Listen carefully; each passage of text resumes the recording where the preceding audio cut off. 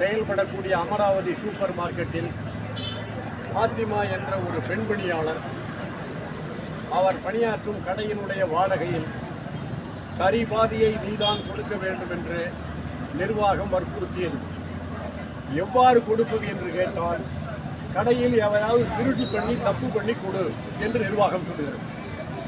இரண்டாவதாக, கட்டுப்பாடற்ற பொருள்களை நியாய விலை கடைகளில் வைத்து விற்க வேண்டும் என்ற நிர்பந்தப்படுத்தி அதை அந்த பணியாளர் செய்வதற்கு பதிலாக வெளியாட்களை பயன்படுத்தி அந்த கடையின் பெயரில் பொருள்களை, கட்டுப்பாடற்ற பொருள்களை வாங்கி அதில் கோடிக்கணக்கில் லாபம் சம்பாதிக்கும் ஒரு இடைத்தரகர் அதில் லாபம் சம்பாதித்துக் கொண்டிருப்பதோடு அந்த கடைக்கே தெரியாமல் பொருள்களை வாங்கி விற்றுக்கொண்டு அந்த கடைப்பணியாளர் ஃபாத்திமா அவர்களை மாதந்தோறும் 10,000 கப்பம் செலுத்த வேண்டும் என்று நிர்பந்திக்கிறார்கள்.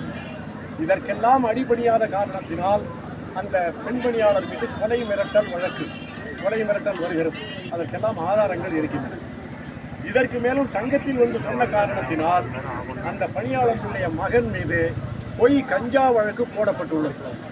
இது குறித்து நியாயம் கேட்க சென்ற நிர்வாகிகளுக்கு ஒருவருக்கு சம்பளத்தை குறைத்துள்ளார்கள்.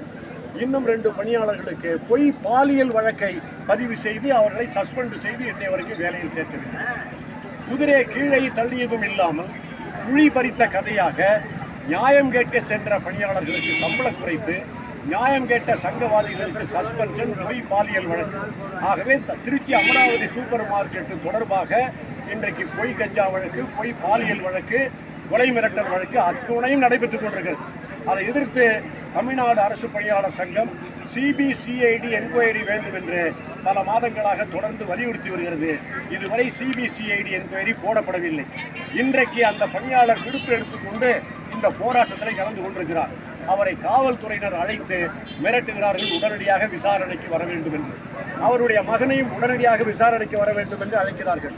இப்படி அழைத்து அவர்களை துன்புறுத்தவும் பழிவாங்கவும் துடித்துக் கொண்டிருக்கிறது காவல்துறை.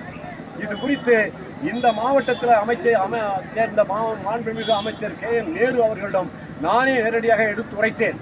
அவர்களை பார்க்கிறேன், விசாரிக்கிறேன் என்று சொன்னார். இதுவரை ஒன்றுமே நடக்கவில்லை.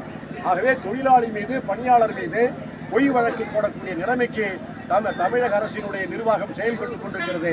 இவ்விஷயத்தில் உடனடியாக மாண்புமிகு தமிழக முதல்வர் அவர்கள் தலையிட்டு உரிய நடவடிக்கைகளை மேற்கொள்ள வேண்டும். இதுவரைக்கும் சிபிசிஐடி என்கொயரி கேட்டோம்.